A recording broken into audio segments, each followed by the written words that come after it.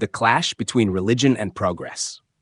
Let's start with an uncomfortable truth that many of us feel but rarely say out loud.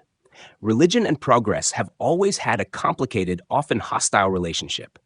On one side, religion presents itself as eternal, unchanging, and absolute, a system of ideas that must be accepted as complete. Its scriptures are written in ink that is never to be altered. Its rules are handed down as if carved in stone.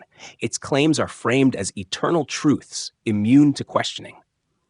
On the other side, progress, whether we're talking about science, philosophy, human rights, or technology, lives and breathes through change. Progress thrives on the idea that nothing is final, that new evidence can overturn old assumptions, that today's truth might need revision tomorrow. This fundamental difference, the immovable versus the ever-evolving, sets the stage for conflict. Think about how religion defines itself as something sacred, untouched by time.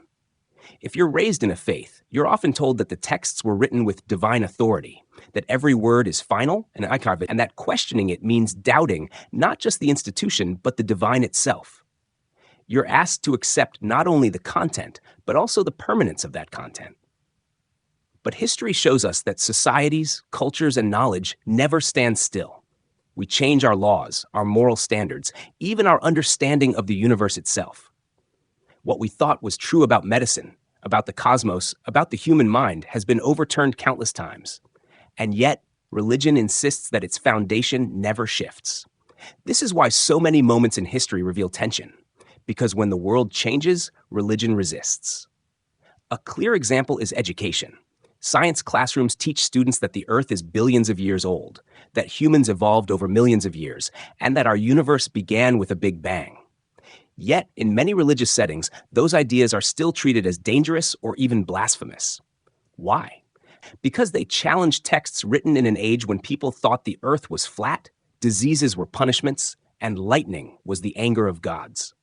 The conflict arises not because science wants to destroy meaning, but because it refuses to accept outdated claims as unchangeable. Progress requires correction. Religion resists correction. This clash doesn't just stay in textbooks. It spills into real life. Take medicine. For centuries, medical progress was delayed because religious authorities declared certain bodies of knowledge forbidden. Autopsies, vaccinations, even pain relief during childbirth were all at one point condemned by religious voices as interfering with God's will. In some parts of the world today, life-saving healthcare, whether it's blood transfusions, organ donation, or reproductive medicine, is still obstructed because of doctrines written hundreds or thousands of years ago. Progress could save lives, but religion insists on stopping the hands of the clock. At its core, religion offers certainty, while progress offers questions. Religion says, here are the answers, and they will never change. Progress says, here's what we know for now, but we're open to new evidence. It might feel comforting to cling to certainty, especially in a world that feels chaotic. But when certainty prevents exploration, when it silences doubt, it becomes a cage. And cages, no matter how ornate, keep us from moving forward. Some people argue that religion and progress can coexist, that one deals with spiritual truth while the other deals with material truth. But history complicates that view. Galileo was placed under house arrest for suggesting that the Earth revolves around the sun. Darwin's theory of evolution still faces resistance more than 150 years later. Stem cell research, climate science, and even basic sex education are constant battlegrounds between religious dogma and scientific progress. When push comes to shove, religion often draws a line and says, this far and no further. Progress, by its very nature, can't accept that line. So why does this matter? Because civilizations that stop asking questions stagnate. The Renaissance happened when Europe began breaking free from centuries of religious dominance that had labeled curiosity dangerous. Scientific revolutions occurred when thinkers decided that evidence mattered more than dogma. Human rights expanded when societies questioned religiously sanctioned hierarchies like slavery, patriarchy, and caste systems. Every major leap forward required challenging religious certainty, and every delay, every setback, often came from institutions clinging to the past. Now, it's important to acknowledge something here. Religion isn't the only source of resistance to change. Human beings naturally fear uncertainty. We like stability, patterns, and rules. Religion simply amplifies this tendency by declaring that stability is sacred, by making change not just uncomfortable, but sinful. That's why religious certainty often feels so powerful. It isn't just a preference, it's framed as divine command. To question it isn't just to challenge authority, it's to risk eternal consequences. That's an enormous psychological weight, and it explains why progress and religion clash so dramatically. One invites risk, the other threatens punishment. But here's where things get interesting. Despite religion's resistance, progress always finds a way. The earth is round whether scripture agrees or not. Vaccines work whether doctrine approves or not. Equality resonates whether tradition allows it or not. Reality doesn't bend to belief, it forces belief to adapt, eventually. The question isn't whether progress will happen. It's how much pain and delay humanity will endure before outdated ideas give way.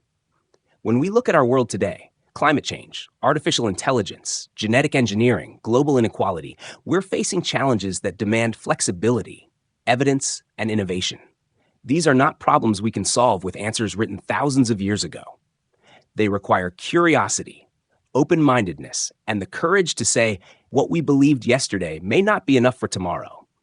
If we cling to certainty instead of embracing inquiry, we risk repeating the same mistakes, resisting change until it becomes unavoidable, and by then, the cost is far higher.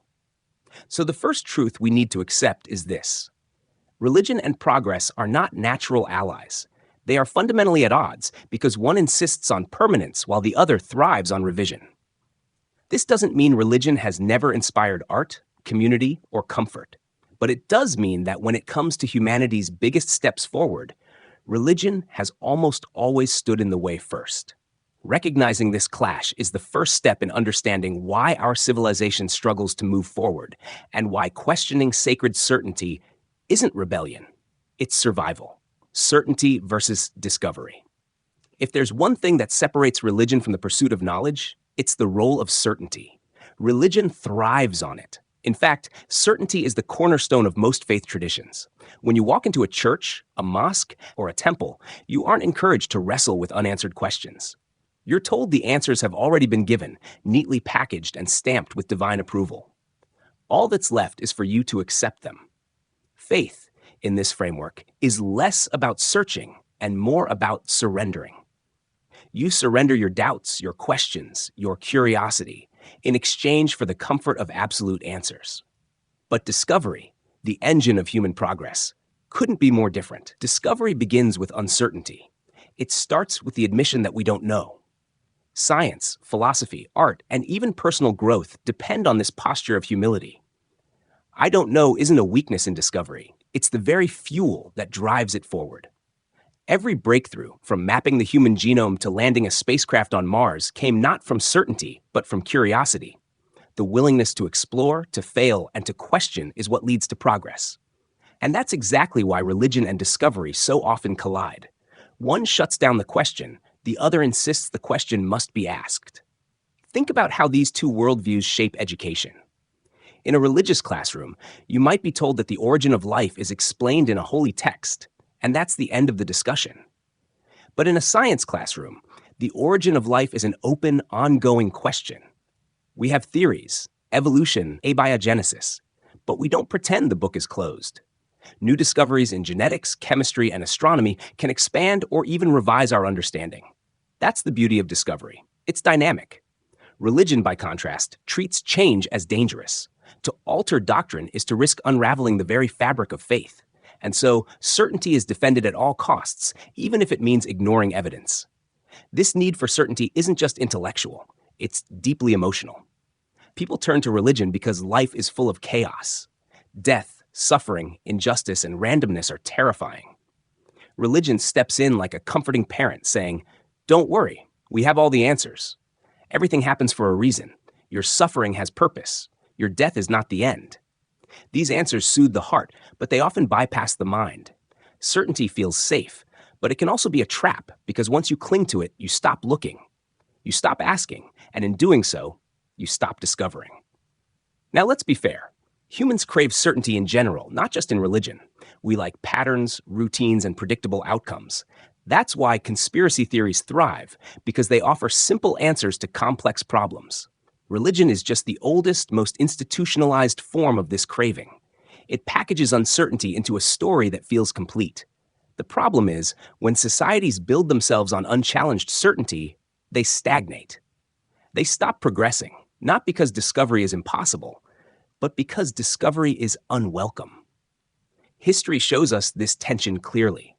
When explorers first suggested that the Earth wasn't flat, they were ridiculed by religious authorities who clung to ancient texts. When Copernicus and Galileo proposed that the Earth revolved around the sun, they were condemned for challenging religious certainty. When Darwin introduced the theory of evolution, entire religious institutions labeled it heresy. Each time, certainty tried to silence discovery.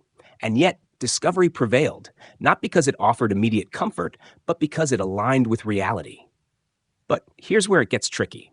Discovery is hard. It requires patience, humility, and a willingness to be wrong. Certainty, by contrast, is easy. It gives you closure without the discomfort of doubt. That's why so many people cling to it, even when the evidence points elsewhere. It's why communities double down on beliefs, even when those beliefs cause harm. Certainty feels like a fortress, but it's often just a fragile shell, cracking under the weight of reality.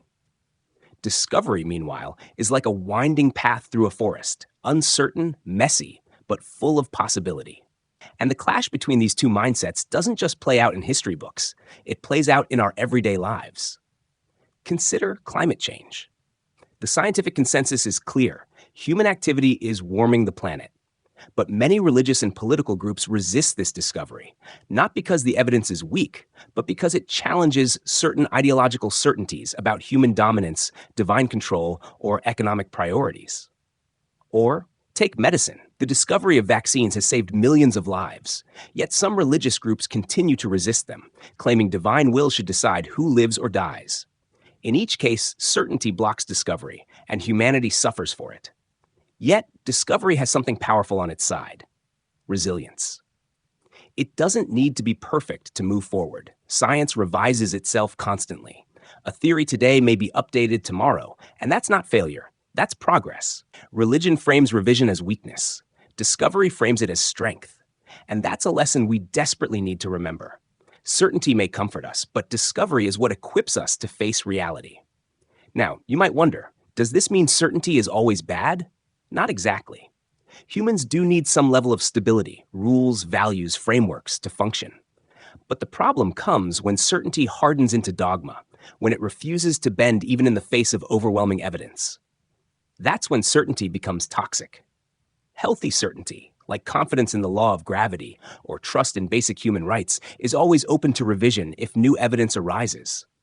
Dogmatic certainty, by contrast, shuts the door forever. Here's the irony. True strength lies not in pretending to know everything, but in admitting what we don't know.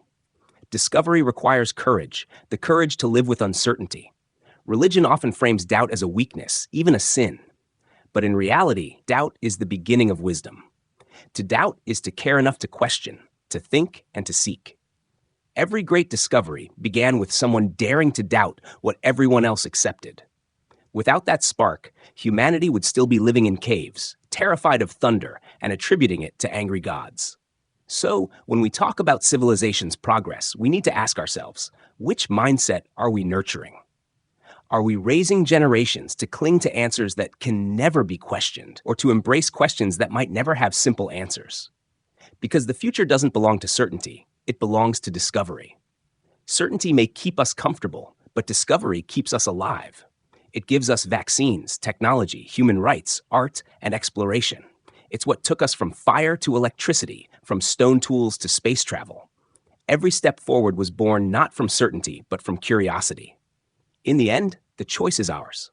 We can choose the false safety of certainty or the liberating challenge of discovery. One locks us into the past, the other opens the door to the future. If we want to build a civilization that thrives, that survives the challenges ahead, we must lean into discovery. We must teach our children that I don't know is not an ending, but a beginning. We must celebrate doubt as courage and embrace curiosity as strength. Only then can we move forward, not just as individuals, but as a species. The negative impact of religion on modern society. When we talk about religion today, it's tempting to only see its comforting side, the way it gives people a sense of belonging, community, and meaning.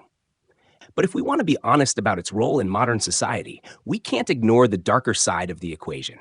Because while religion can bring people together, it can also divide, control, and harm in ways that are difficult to measure but impossible to deny. And this isn't about attacking individuals who are religious. This is about recognizing the systems, doctrines, and institutions that often place themselves above truth, above progress, and above human freedom. Let's start with one of the most obvious issues: division. In a world that already struggles with inequality, conflict, and cultural differences, religion often adds fuel to the fire. Wars have been fought in its name, communities torn apart because of it, and countless lives lost over disputes that boil down to which God is the right one. Even today, in the 21st century, sectarian violence still erupts around the globe. Whether it's clashes between Muslims and Hindus in South Asia, Christians and Muslims in Africa, or different sects within the same religion fighting each other, the pattern is the same. Religion creates lines of us versus them. It transforms neighbors into enemies, all because of differences in belief that, in reality, no one can empirically prove. And it doesn't stop at wars. Religion divides families. How many people have been disowned, rejected, or shunned simply because they left the faith, or chose a partner from a different religion, or admitted to not believing at all? Religion often preaches love and forgiveness, but in practice, it can weaponize doctrine against the very people it claims to care for. A parent might cut ties with their child because the child is gay. A community might ostracize someone who questions doctrine. These aren't isolated incidents, they're systemic patterns, repeated across cultures and faith traditions. Then there's the issue of control. Religion often presents itself as moral guidance, but more often than not, it functions as a system of control. Think about how many rules are imposed not because they make logical sense, but because they serve the authority of the institution. What you eat, what you wear, who you marry, when you can have sex, how you spend your weekends. All of these can be dictated by religious laws, and when you step back, you realize these rules aren't just about spiritual well-being. They're about power. They're about institutions maintaining authority over people's most intimate choices. This control extends to politics. In many countries, religion doesn't stay inside the church, mosque, or temple. It reaches into laws, governments, and policies. Look at the fight over women's reproductive rights. In many parts of the world, abortion isn't a medical decision. It's a religious one, forced onto entire populations whether they share the belief or not. Look at the resistance to LGBTQ+ rights. Time and time again, the loudest voices against equality are religious institutions claiming moral authority. And while they insist they're protecting family values, what they're really doing is enforcing ancient dogmas on modern societies, holding back progress that could create safer, freer, and more inclusive communities. Another problem is the way religion often rejects science and knowledge when it threatens doctrine. We see this in debates over evolution, stem cell research, climate change, and vaccines. When discovery challenges belief, religion frequently chooses denial over adaptation. This denial doesn't just affect religious individuals, it affects everyone. When political leaders shape policies based on faith instead of evidence, entire societies pay the price. Climate denial, fueled by religious notions of human dominance over the earth, delays urgent action. Anti-vaccine movements, often rooted in religious distrust of science, endanger public health. When knowledge is suppressed in favor of belief, humanity as a whole suffers. And then there's the deeply personal harm, guilt and shame. Religion often uses guilt as a tool to control behavior. You're told you're born sinful, that your desires are corrupt, that questioning is dangerous. From a young age, children in religious households are taught that obedience is virtue and doubt is failure. The result is generations of people carrying invisible wounds, shame for their sexuality, guilt for their doubts, fear of eternal punishment. These scars can last a lifetime, creating anxiety, depression, and fractured identities. Therapy rooms around the world are filled with people trying to untangle the trauma of growing up in environments where love was conditional and forgiveness was tied to strict adherence to religious rules. Perhaps the most tragic impact of religion in modern society is how it slows down progress. We live in an era where humanity faces enormous challenges: climate change, technological disruption, global inequality, pandemics. To face these challenges, we need creativity, unity, and evidence-based action. Yet religion often pulls us backward, insisting on answers that were written thousands of years ago in contexts that no longer apply. Instead of embracing the tools of modernity, many religious leaders still fight to preserve dogmas that keep humanity chained to the past. And here's the uncomfortable truth: the harm of religion isn't just about individual choices, it's systemic. Because religion has been woven into the very structures of society, its negative impacts ripple out in ways that touch even those who don't believe. A woman who doesn't share a particular faith may still lose her right to choose because lawmakers imposed religious values on her body. A child raised in a secular home may still face outdated education policies shaped by religious lobbying. Even people who reject religion outright are not free from its influence, because its reach extends into the laws, cultures, and norms that govern us all. Now, some people argue that the problem isn't religion itself, but the way people use it. That may sound reasonable, but it misses the point. The very structure of religion, its reliance on unchallengeable authority, its elevation of faith over evidence, its demand for conformity, creates conditions where abuse and harm are not exceptions, but inevitabilities. When questioning is discouraged, power goes unchecked, and unchecked power always leads to harm. So what does this mean for us living in modern society? It means we can't just look at religion as a harmless personal choice. It's not just about someone lighting candles on Sunday or praying 5 times a day. Religion is an institution that shapes laws, education, politics, and culture. Its negative impacts are real, tangible, and often devastating. If we want a society that is free, equal, and progressive, we need to be honest about the ways religion holds us back. The challenge then is this: how do we move forward without repeating the mistakes of the past? How do we honor the need for meaning and community without falling into the traps of dogma and control? That's the conversation modern society needs to have, because ignoring the harm doesn't make it go away. Confronting it is the only way we can build something healthier, something rooted in curiosity, compassion, and truth rather than fear and obedience. How religion hinders human potential. When we talk about human potential, we're talking about something extraordinary: the ability of people to create, to imagine, to innovate, and to build a better future. Throughout history, human beings have risen from caves to cities, from basic survival to exploring the stars. And at the heart of that journey is curiosity, creativity, and the courage to question the unknown. But there's a force that has often stood in the way of this potential: religion. While religion claims to guide people toward truth and morality, in practice, it often limits the very qualities that allow us to grow. It discourages questioning, suppresses individuality, and places strict boundaries around what humans can imagine, explore, or achieve. Let's start with something fundamental: the power of curiosity. Every child is born curious. They ask why endlessly. They wonder about the stars, the oceans, the smallest bugs crawling on the ground.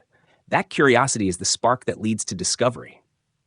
But religion, in many cases, discourages too much questioning. You're told that some questions are dangerous, some mysteries are sacred, and some truths are already settled in holy books. Imagine being a child asking, "Where did humans come from?" Instead of being guided to explore science, biology, or evolution, many children are told, "God made us exactly as we are, and that's all you need to know."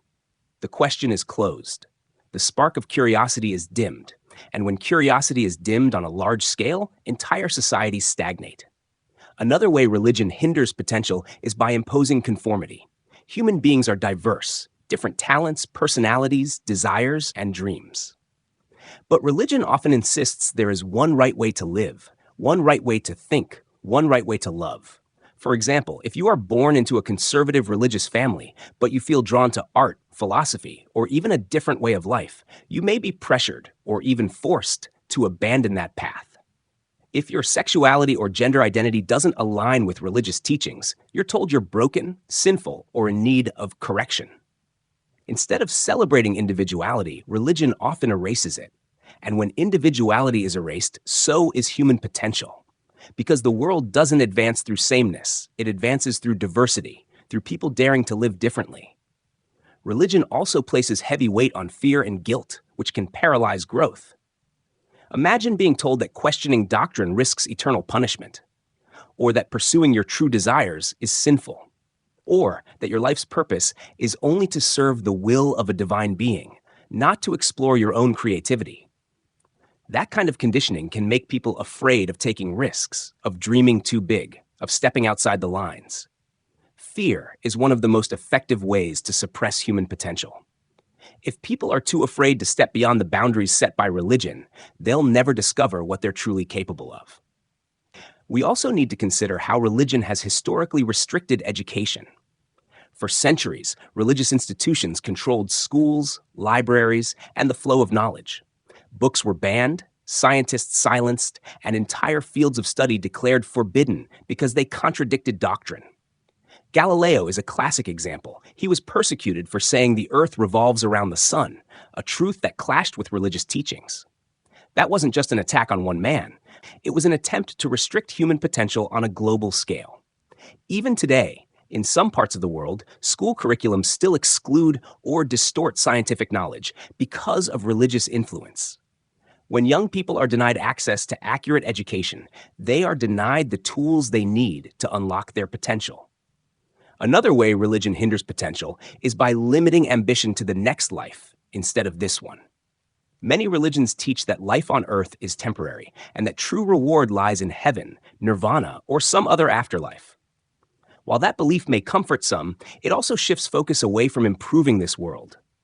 If the ultimate goal is beyond this life, why invest deeply in solving problems here and now?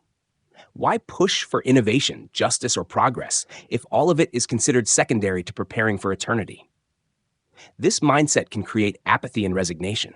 It can discourage people from striving for greatness in this life because they're taught the real life hasn't even begun yet. And let's not ignore how religion often limits women's potential. In many faith traditions, women are told their highest purpose is to serve men, raise children, or remain submissive to authority. Leadership roles are denied to them. Their voices are silenced. Their opportunities for education and independence are restricted. Half of humanity's potential is essentially cut off because of dogmas written centuries ago by male leaders. When women are denied equal opportunity, entire societies lose. History shows that communities that empower women thrive economically, socially, and culturally. But where religion suppresses women, progress slows dramatically. We can also see how religion hinders potential in the realm of innovation and creativity. Artists, writers, and musicians throughout history have faced censorship when their work challenged religious norms. Think about how many stories, plays, or scientific theories never saw the light of day because someone feared religious backlash. Creativity thrives on freedom, the freedom to explore taboo ideas, to imagine new possibilities, to question authority. Religion, with its strict boundaries and fear of offense, often suffocates that freedom. And when freedom is suffocated, human culture stagnates. Perhaps one of the most subtle yet powerful ways religion limits human potential is by placing authority outside the self. Instead of teaching people to trust their own judgment, intuition, and reason, religion often insists that truth must come from an external authority, whether that's a scripture, a priest, or a deity. This dependency discourages people from developing self-reliance and critical thinking. It creates followers rather than leaders, obedience rather than innovation. And when people are conditioned to always look outside themselves for direction, they never fully discover the strength and potential within. Now, to be clear, none of this means individuals can't achieve greatness while being religious. History is filled with religious people who made enormous contributions to humanity. But the question isn't whether individuals can rise above their religion.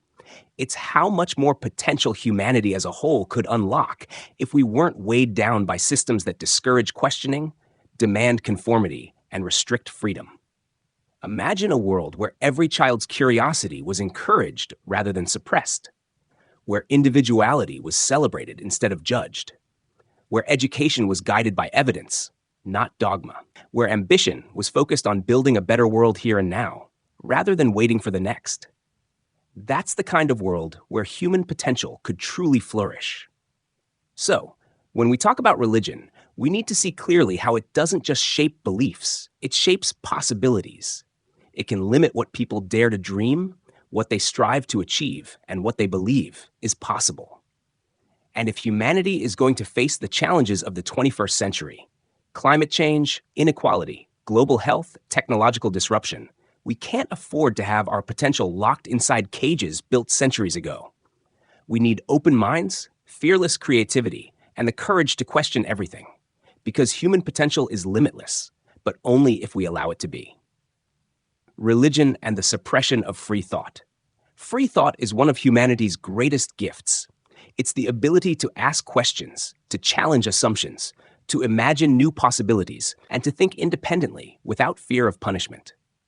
Every great leap forward, whether in science, art, or social progress, has come from someone daring to think differently. Yet, throughout history and continuing into today, religion has often positioned itself as the enemy of free thought.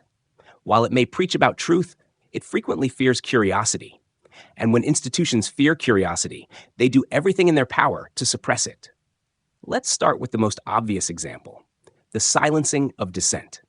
In many religious traditions, questioning doctrine is seen not as healthy curiosity, but as dangerous rebellion. A child who dares to ask, "How do we know this scripture is true?" might be scolded for their lack of faith. An adult who points out contradictions in holy texts might be accused of heresy. And in extreme cases, people who speak against religious orthodoxy can face excommunication, imprisonment, or even death.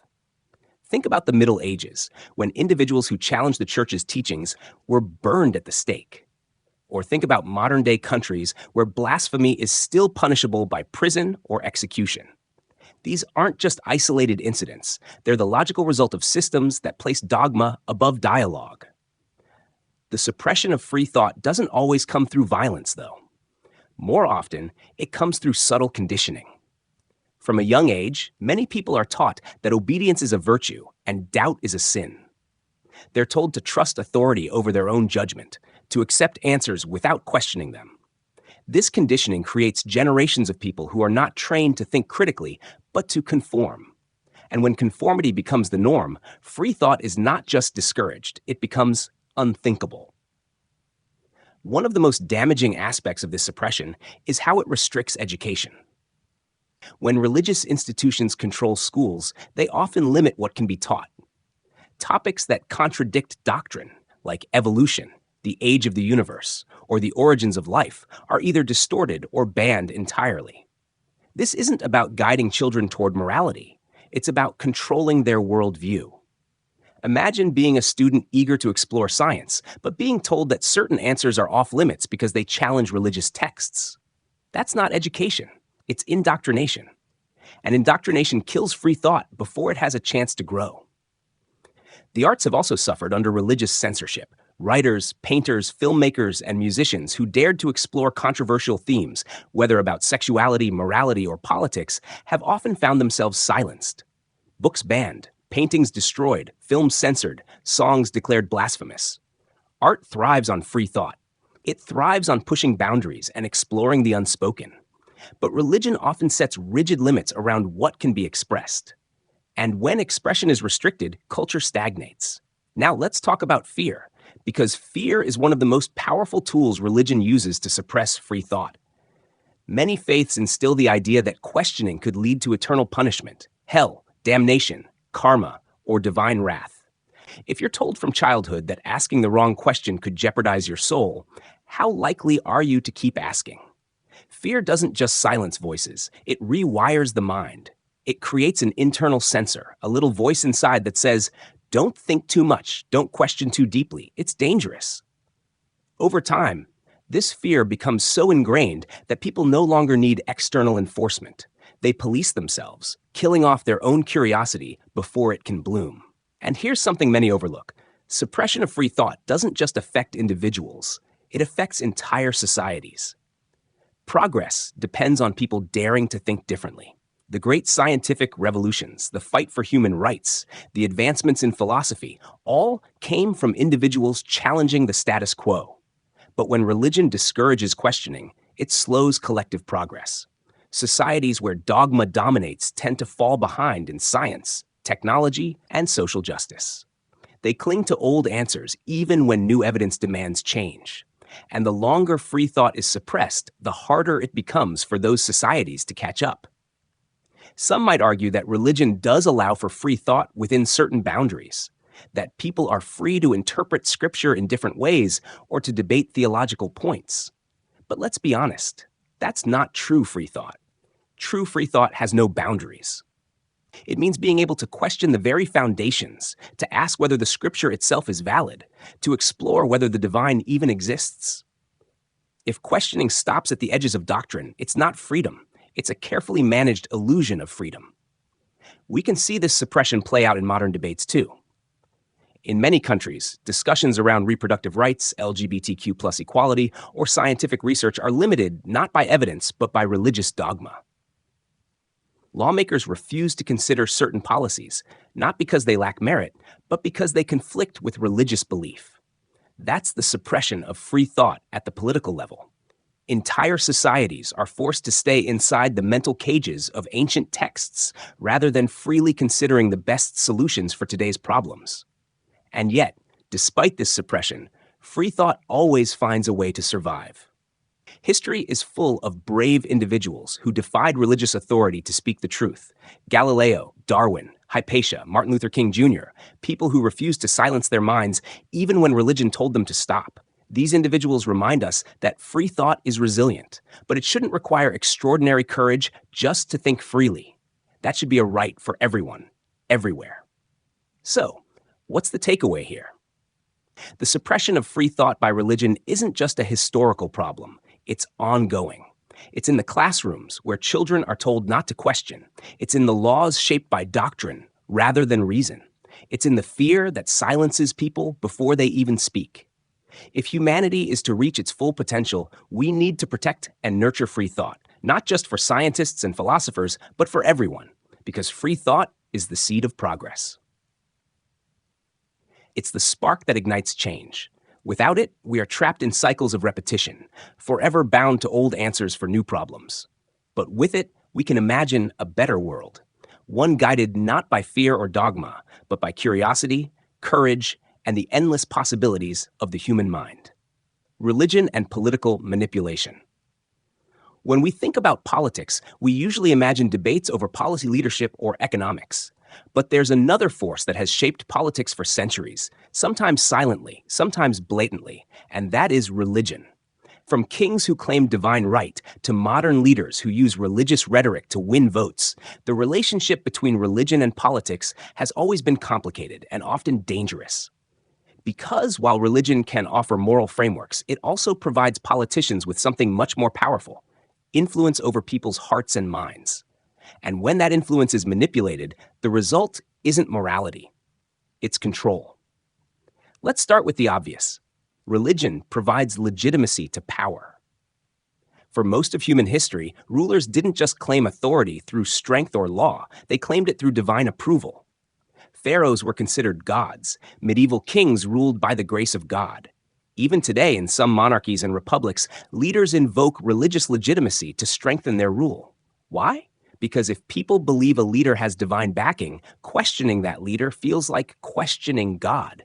That's a powerful shield against dissent, and it has allowed countless rulers to maintain authority long after they should have been challenged. But religious manipulation isn't just about old monarchies. In modern democracies, religion is often used as a political tool. Politicians know that many voters hold deep religious beliefs. By presenting themselves as defenders of those beliefs, they tap into an emotional loyalty that goes beyond policy. Think about how often political speeches include phrases like, "God bless our nation," or how candidates emphasize their faith during campaigns. These aren't just personal expressions, they're strategic moves. They signal to religious voters, "I am one of you. I represent your values." And once that connection is made, it can outweigh even the most glaring policy failures. The danger here is clear. Religion can be weaponized to shut down debate. Instead of arguing over evidence, data, or logic, politicians can appeal to divine authority. If a leader says, "This law is God's will," how do you argue against that? Rational debate becomes nearly impossible when framed as a spiritual battle. And that's exactly why so many leaders use religion. It bypasses critical thinking and taps directly into emotion. We see this manipulation in specific issues too. Take women's rights. In many countries, debates about abortion, contraception, or gender equality aren't based on science or human rights. They're dominated by religious arguments. Leaders present themselves as protectors of traditional values. But what they're really doing is enforcing dogma at the political level. Or look at LGBTQ+ rights. Again and again, religious rhetoric is used to block progress, with politicians claiming that equality would violate God's law. It's not about protecting society. It's about using faith as a shield for discrimination. And it's not just in one part of the world. In the United States, religion plays a massive role in shaping elections and policies. Candidates often court religious groups to secure votes, promising to protect Christian values or oppose laws that conflict with biblical teachings. In the Middle East, political movements are often intertwined with Islam, with leaders presenting themselves as defenders of the faith. In South Asia, Hindu nationalism has risen, blending politics with religious identity in ways that marginalize minorities. The pattern is global. Where religion and politics mix, manipulation follows. Another layer to this manipulation is how religion is used to divide populations. Politicians often frame themselves as protectors of one faith against the threat of another. By stirring fear of outsiders, they consolidate power within their base. History is full of examples. Crusades launched under the banner of Christianity, holy wars in the Middle East, religious persecution in Europe. Even today, leaders exploit these divisions to distract from economic failures or corruption. If people are busy fighting each other over religion, they're less likely to unite against political injustice. Religion also provides a convenient excuse for authoritarian control. Restrictive laws, censorship, and human rights abuses are often justified in the name of protecting religious values. Leaders can silence critics by labeling them as enemies of faith. Entire populations can be kept in line through fear of being branded heretics or blasphemers. In this way, religion doesn't just manipulate politics. Politics manipulates religion, bending it into a tool of oppression. Now, it's important to note that not all uses of religion in politics are manipulative. Sometimes, leaders genuinely draw inspiration from their faith to fight for justice. Figures like Martin Luther King Jr. used religion to inspire equality, not control. But the problem is that religion's power over human hearts is so strong that it's incredibly easy to misuse. And more often than not, history shows it has been misused. Think about the cost of this manipulation. When religion dominates politics, real issues often get ignored. Instead of focusing on climate change, healthcare, or poverty, leaders spend their energy legislating morality based on scripture. Instead of building policies that serve everyone, they build policies that serve one religious group at the expense of others. The result is division, stagnation, and injustice, all hidden behind a cloak of piety. And what about the people caught in the middle? Ordinary citizens are left struggling, torn between their faith and their freedom. Many don't even realize they're being manipulated. They believe they're voting to defend their religion, when in reality, they're handing over power to politicians who care more about control than belief. So, what's the takeaway here? Religion and politics are a volatile mix. Religion taps into emotion, loyalty, and identity, while politics thrives on control. When combined, they create a system where questioning authority feels like questioning God himself. That's a dangerous place for any society to be. Because democracy depends on debate, evidence, and accountability. And when religion is used to shut down those things, democracy weakens. The challenge for modern society is to recognize when religion is being used as a tool of manipulation. It's not about rejecting faith altogether. It's about demanding that politics be based on reason, evidence, and justice, not on appeals to divine authority. If we fail to make that distinction, we risk repeating the same mistakes over and over. Wars, persecution, discrimination, all in the name of beliefs that politicians exploit for their own gain. At the end of the day, the question is simple. Do we want leaders who govern with honesty and reason, or leaders who hide behind religion to maintain power? History has shown us the dangers of the latter. It's up to us, as societies, to choose differently.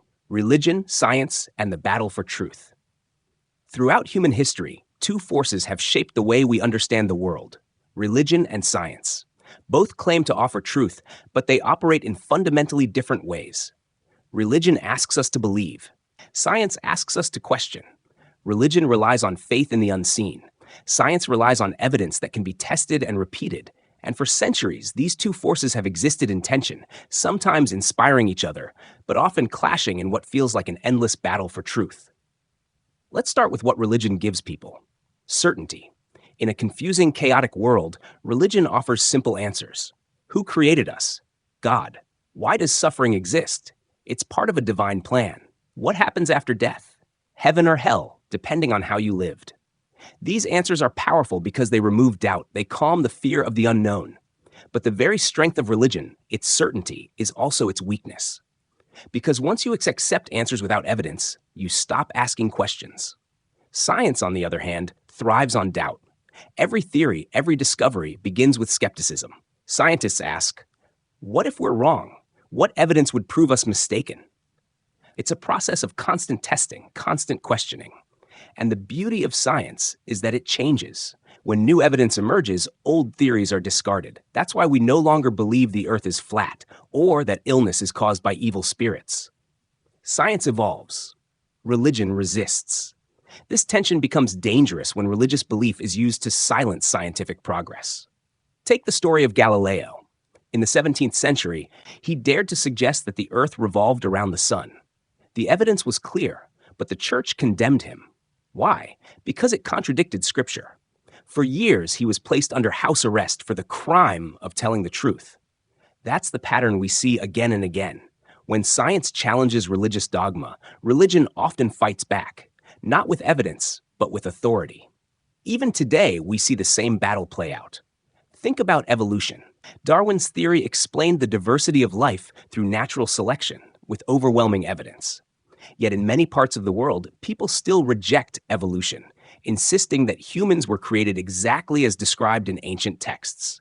Schools have even faced pressure to teach creation science, as if faith-based stories hold the same weight as scientific research. This isn't just about belief, it's about shaping what future generations see as truth. Or take medicine. For centuries, religious authorities resisted medical advances, from vaccinations to organ transplants, claiming they interfered with God's plan. Even today, some groups reject life-saving treatments because of religious doctrine. Imagine that. Science offers cures, but belief blocks them. The cost isn't just knowledge, it's human lives. The clash extends into morality, too. Science shows us that sexuality, gender identity, and mental health are complex aspects of biology and psychology. Religion often dismisses this evidence, labeling natural diversity as sin or disorder. The result? Discrimination justified by faith, even when all available data tells us otherwise. But here's the interesting part. The conflict between religion and science isn't always about evidence. It's about power. Science threatens religious authority because it shifts truth from scripture to observation. If people start trusting evidence over belief, religious institutions lose control. And history shows that institutions don't give up power easily. That's why Galileo was silenced. That's why Darwin was attacked. That's why even today, politicians influenced by religion try to restrict scientific education. Still, it's important to be fair. Religion isn't always the enemy of science. In fact, many early scientists were themselves deeply religious. They believed studying the natural world was a way of understanding God's creation. The problem arises when faith demands unquestioned obedience, while science demands proof. One side says, believe no matter what. The other says, question everything. And that fundamental difference is what keeps them in conflict. So where does this leave us today? We live in a world shaped by incredible scientific breakthroughs. Vaccines that save millions, technology that connects billions, discoveries that expand our understanding of the universe. Yet at the same time, millions of people still reject basic science because it conflicts with their religious worldview. Climate change denial, anti-vaccine movements, flat earth theories, many of these find their roots not in evidence, but in belief systems that resist uncomfortable truths. The irony is that religion often benefits from science. Churches stream sermons online. Religious texts are printed with modern technology. Medical advances save the lives of believers just as much as skeptics. But while enjoying these benefits, some religious groups continue to fight the very science that makes their lives better. It's a strange kind of hypocrisy, embracing the fruits of discovery while condemning the process that produced them. The real tragedy, though, is when this clash limits human potential. Imagine how much faster progress could be if science were free from religious opposition. How many cures, how many discoveries have been delayed or suppressed because belief took precedence over evidence? How much suffering could have been avoided if we had chosen knowledge over dogma? At its core, the battle between religion and science is really a battle between comfort and truth. Religion offers comfort, the assurance that everything has meaning, that someone is in control, that there are clear answers to life's hardest questions. Science offers truth, messy, complicated, ever-changing, but real. And for many, comfort feels safer than truth. That's why the battle continues. But here's the hopeful part. People don't always have to choose one over the other. Many find a balance, using science to understand the material world and religion to guide personal meaning. The key is recognizing the difference between belief and evidence. Problems arise only when belief tries to dictate evidence, when faith insists on replacing fact.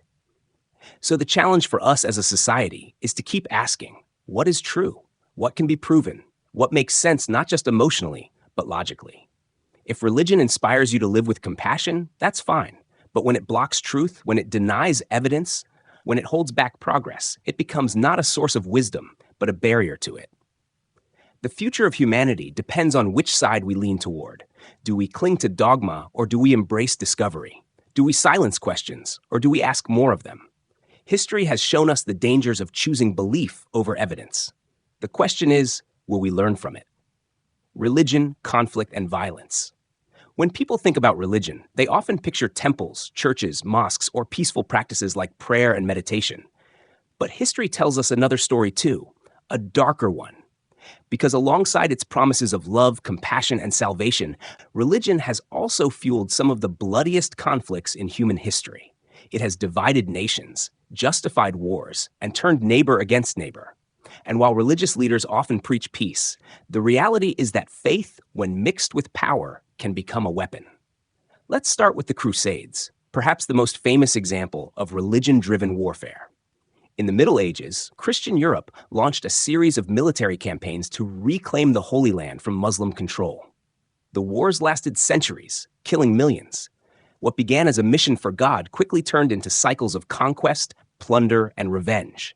Both Christians and Muslims saw themselves as fighting for divine truth. And when both sides claim God is on their side, compromise becomes impossible. The result? Centuries of bloodshed in the name of faith. But the Crusades weren't unique.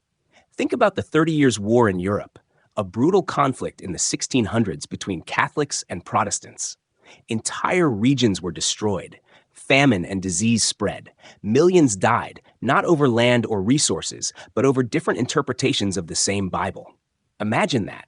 Two groups worshiping the same God, willing to slaughter each other because they disagreed on doctrine. This pattern repeats itself all over the world.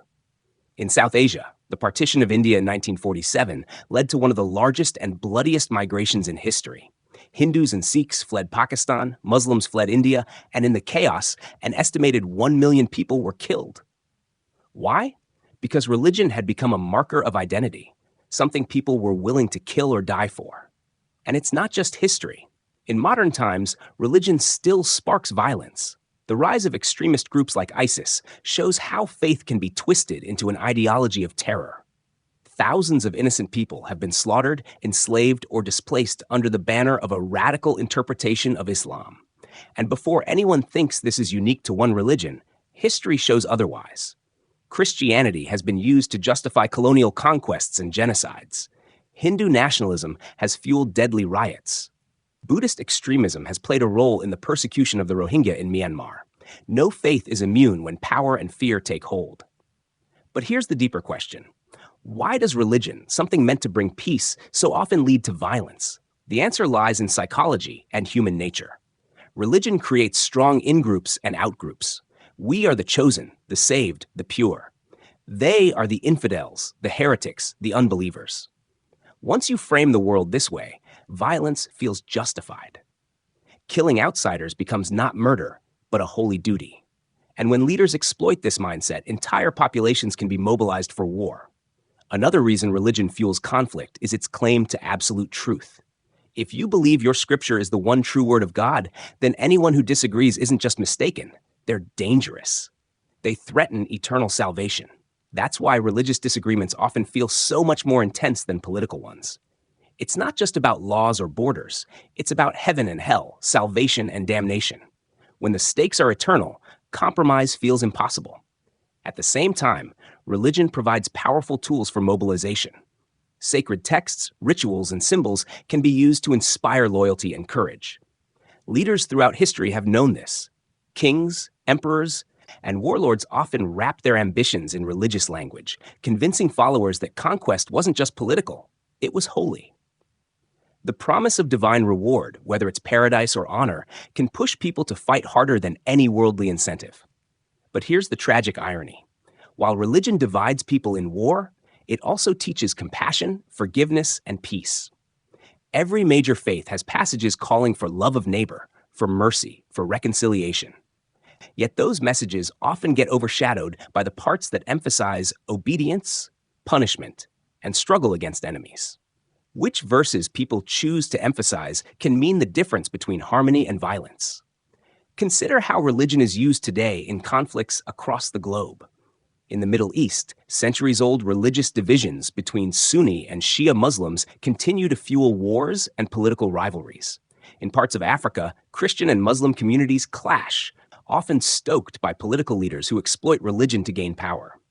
In the United States, religion plays a role in political polarization, with both sides claiming God is on their side. Even in relatively peaceful societies, religious differences can still create tension, suspicion, and division. It's easy to blame religion itself, but the truth is more complex.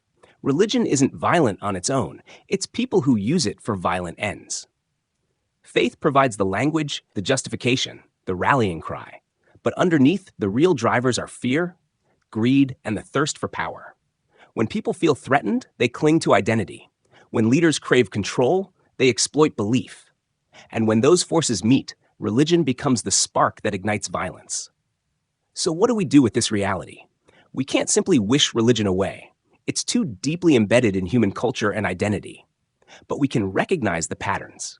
We can see how leaders manipulate faith for political gain. We can understand how the psychology of us versus them drives conflict. And most importantly, we can learn to separate genuine spirituality, which seeks peace and meaning, from religious institutions that thrive on control and division.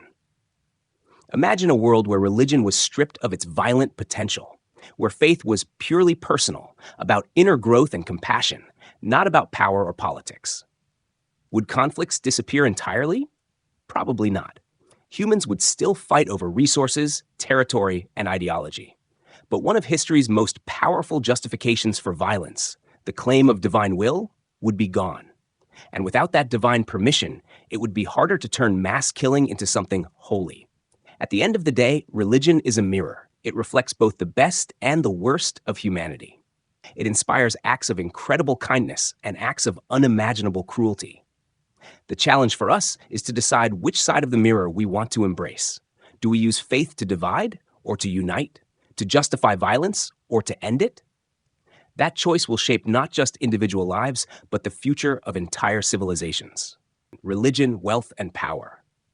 Religion doesn't just shape minds and hearts. It also shapes societies in ways that go far beyond personal belief.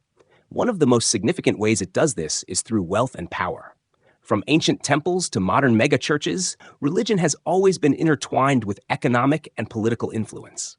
And while faith can inspire generosity and charity, it can also consolidate power, perpetuate inequality, and control populations. Take a moment to think about how religious institutions accumulate wealth. Donations from followers, land ownership, investments, and tithes can create fortunes larger than those of entire nations. Cathedrals, mosques, and temples are not just places of worship, they are symbols of authority, showcasing the power and influence of religious leaders. And it's not just historical. Today, some of the richest religious organizations in the world control assets worth billions of dollars, with networks that span globally. That wealth brings influence, not just over individuals, but over entire governments. With wealth comes power, and with power comes the ability to shape laws, education, and public policy. Religious leaders often lobby governments to protect their interests. They can influence legislation on marriage, sexuality, healthcare, and education. In some countries, leaders must publicly demonstrate religious allegiance to maintain political legitimacy, even if their decisions are based on reason or evidence. That pressure to conform allows religion to extend its reach far beyond private belief, shaping the very structure of society. Consider how this plays out in education. In many places, schools are pressured to teach creationism alongside evolution, or to censor scientific information that might contradict religious teachings. Students are taught not just to memorize facts, but to fear questioning authority. That kind of control limits intellectual growth and innovation. When religion dictates what can or cannot be taught, entire generations grow up with restricted worldviews, making them easier to influence and control. Religion also leverages morality to maintain power. Many religious institutions claim to speak for ethical truth. They set rules about right and wrong, often backed by divine authority. If people accept these rules unquestioningly, leaders gain moral legitimacy. But when morality is dictated from above rather than derived from empathy, fairness, or evidence, it can be used to justify inequality. Systems of oppression, whether it's denying education to girls, punishing dissenters, or marginalizing certain communities, can be framed as divinely sanctioned. That creates a cycle where obedience is rewarded and independent thinking is punished. Another way religion consolidates power is by monopolizing the narrative of meaning. People seek purpose, belonging, and identity. Religion offers all three, but on the condition that followers submit to its authority. When communities define themselves by shared belief, leaders can enforce conformity with social pressure, shaming, or even legal penalties. People may follow rituals or doctrines not because they genuinely believe in them, but because deviating comes at a high social, emotional, or sometimes physical cost. That keeps populations in check while reinforcing the institution's dominance. Even more subtle is how religion shapes politics through symbolism. Religious language, rituals, and imagery often appear in political campaigns, courtrooms, and government ceremonies. Leaders who invoke divine blessing gain perceived legitimacy, even if their policies harm citizens or contradict evidence. When obedience to a higher power is conflated with citizenship, questioning authority becomes not just risky, but morally suspect. That's why some governments maintain special privileges for religious institutions. Tax exemptions, legal recognition, or influence over public education, despite the growing evidence that such privileges hinder societal progress. History is full of examples where religion and power became inseparable. Monarchs claimed divine right to rule, crusaders believed conquest was commanded by God, and inquisitors wielded terror as an expression of faith. The common thread is the use of spiritual authority to justify worldly control. When people believe that God is on the side of rulers or institutions, they become less likely to challenge injustice. They obey not just laws, but the institutions that created them. That obedience is a form of social stability, but it comes at the cost of freedom, innovation, and accountability. And religion adapts to maintain this control. Over centuries, it changes its language and customs to appear relevant, but the underlying structures remain. Messages about charity and compassion coexist with reinforcement of hierarchy, gender roles, and social obedience. Outward appearances of love and tolerance often hide systems designed to consolidate influence. Generations are taught that authority is sacred, loyalty is paramount, and questioning is rebellion. This camouflage makes religion seem benign or even virtuous, while it quietly maintains power. The danger is not just historical, it's happening now. Globally, religious organizations continue to influence elections, policy decisions, and societal norms. In some countries, faith-based lobbying delays access to healthcare or prevents progressive laws on equality and human rights. In others, religious institutions promote social division to solidify political power.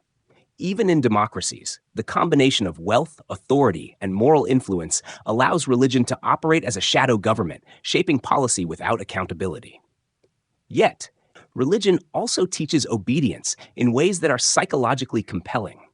By linking morality, salvation, and social belonging to conformity, it creates internalized control.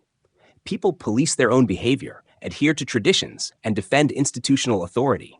This self-policing reinforces social hierarchies and preserves power structures. Once obedience becomes a moral imperative, it's difficult to challenge leaders, question doctrines, or innovate beyond the status quo. That's why religion, even when invisible, can have such a profound impact on politics, economy, and culture. But it doesn't have to be this way. We can recognize the mechanisms without dismissing the personal value of faith. Spirituality, personal reflection, and community support are meaningful, but they don't require institutionalized power or economic dominance. Societies can embrace empathy, justice, and moral reasoning without submitting to authority that claims divine sanction. Civilizations thrive when knowledge, curiosity, and cooperation guide policy, not when superstition dictates law. Ultimately, the combination of wealth and power makes religion extraordinarily resilient. It survives not because it's inherently true, but because it is reinforced by institutions, traditions, and social incentives. And as long as society allows religion to dictate public policy, shape education, or monopolize morality, it will continue to slow progress.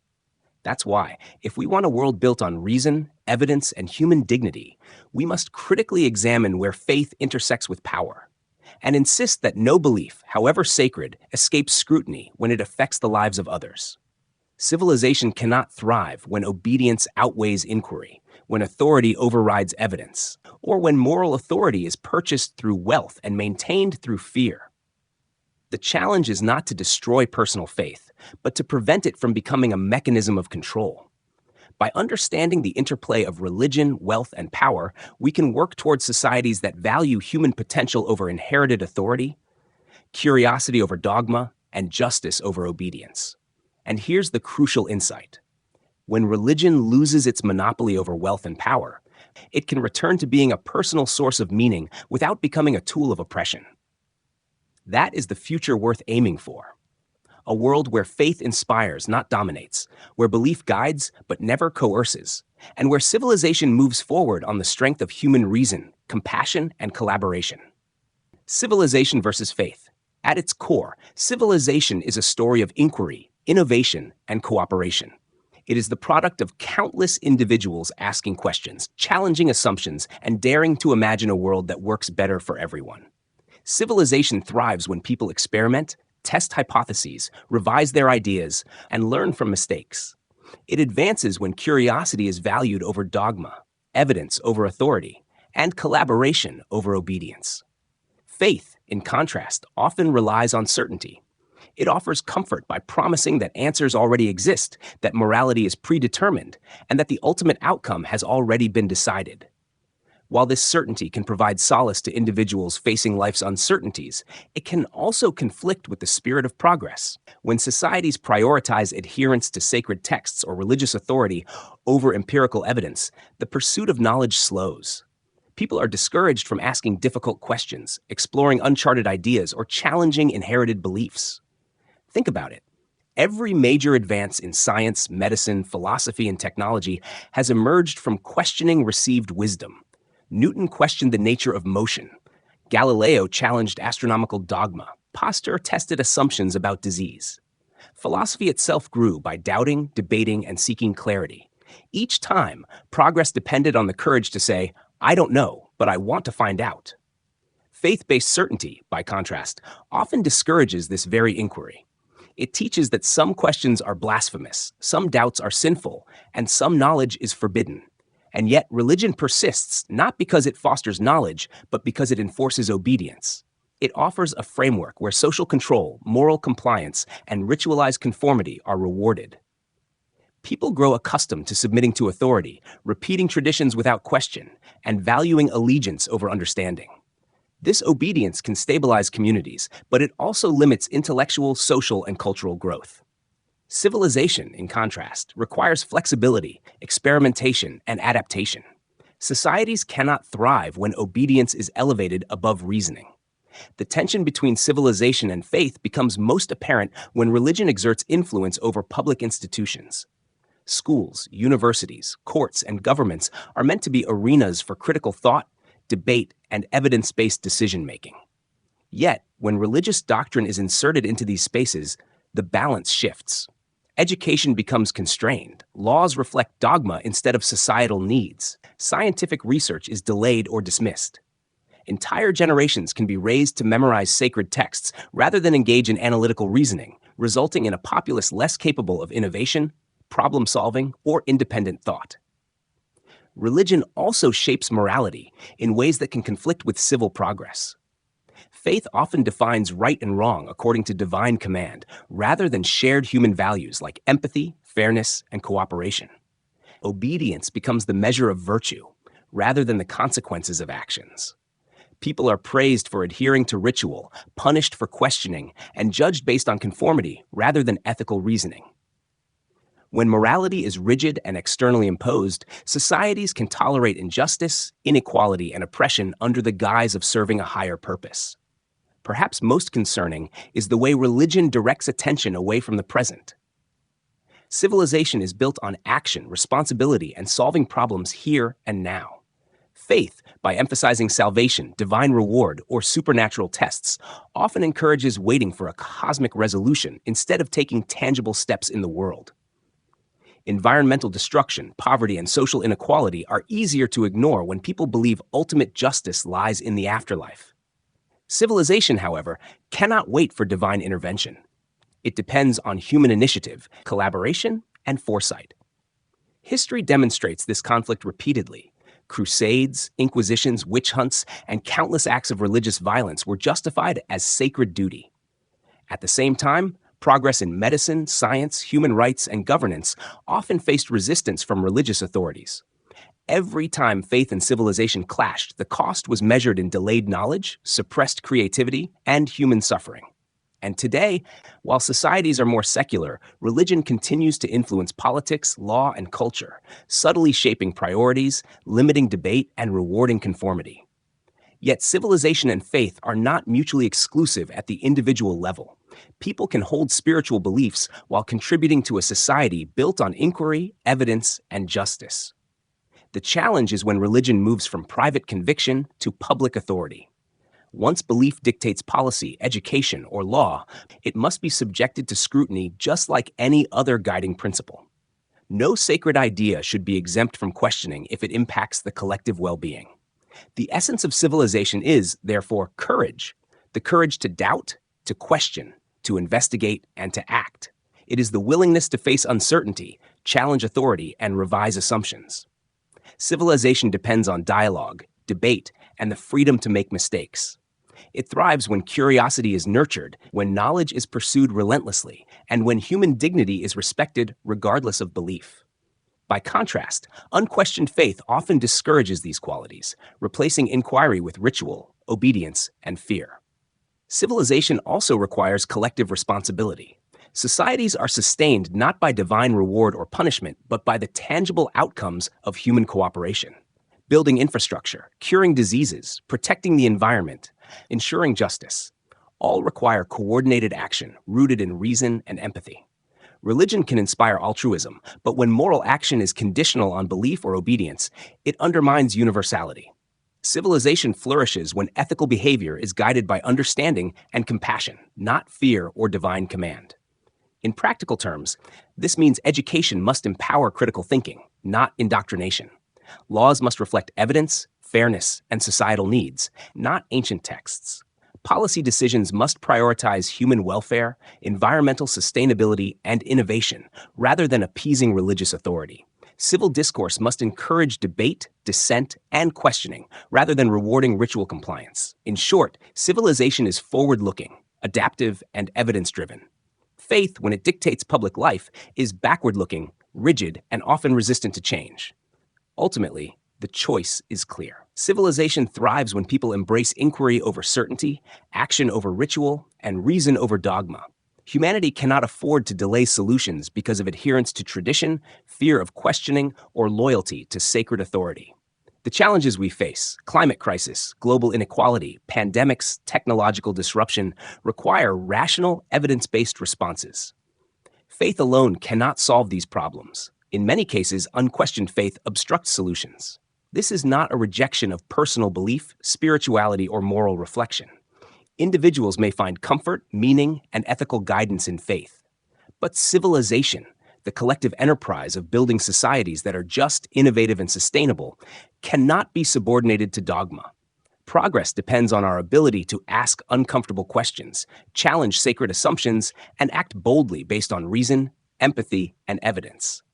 If humanity is to survive and thrive, it must recognize that truth is not inherited, it is discovered. Knowledge is not revealed, it is pursued. Morality is not commanded, it is reasoned. Civilization cannot be built on obedience alone. It requires courage, creativity, and the relentless pursuit of understanding. Every generation has a choice to maintain myths that divide or to build knowledge that unites, to look backward at traditions that constrain or forward at challenges that demand action. The future will belong to those who choose the latter, those who value inquiry over certainty, evidence over superstition, and empathy over dogma. Those who recognize that civilization is a human achievement, not a divine gift, and that its survival depends on the collective courage, intelligence, and morality of its citizens. Religion may shape individuals, inspire art, or comfort souls, but it cannot guide civilization. That responsibility belongs to us, here and now, through our questions, our actions, and our willingness to face reality without crutches. The crossroads is before us. Will we cling to comforting myths and let inquiry die? Or will we embrace doubt, question authority, and build a future based on truth? Civilization cannot wait. It demands courage, honesty, and relentless curiosity. It requires people willing to act for the greater good, not because a book commands it, but because evidence, reason, and empathy demand it. If civilization is to flourish, faith must remain personal, not institutional. Tradition must inspire, not dictate. And the human spirit, the same spirit that cured diseases, solved equations, and explored the cosmos, must be allowed to guide us forward. The stakes have never been higher, and the choice has never been clearer. Obedience preserves the past, but courage builds the future. The time to act is now, to question, to learn, to create. To build a civilization worthy of human potential, free from dogma, enriched by knowledge, and guided by empathy. Because the future of humanity cannot wait for salvation, it depends on us. We've seen how religion has shaped societies, guided behavior, and influenced laws, yet it has often done so at the cost of progress, inquiry, and freedom. When belief takes precedence over reason, curiosity is stifled, critical thinking discouraged, and human potential suppressed. Civilization thrives not by adhering to ancient dogma, but by questioning, exploring, and constantly seeking truth. The human drive to understand, to experiment, to innovate, to challenge is fragile, and religion has historically dampened it. Consider this. Countless discoveries, inventions, and societal advancements have been delayed or blocked because they contradicted established religious beliefs. Scientific truths were ignored, artists silenced, and reformers punished. Yet all of these actions were justified under the guise of obedience, piety, or divine order. Civilization cannot progress when fear governs thought. Fear of challenging authority, fear of questioning sacred texts, fear of stepping outside the boundaries imposed by centuries of tradition. And the tragedy is that this fear is passed down from generation to generation, shaping minds before they are free to think independently. But we are at a crossroads. The world today faces challenges that are urgent, tangible, and unforgiving. Climate change, pandemics, mass migration, economic instability, and systemic injustice demand solutions grounded in reason, empathy, and evidence. Prayer alone cannot halt a burning forest. Rituals cannot reverse rising sea levels.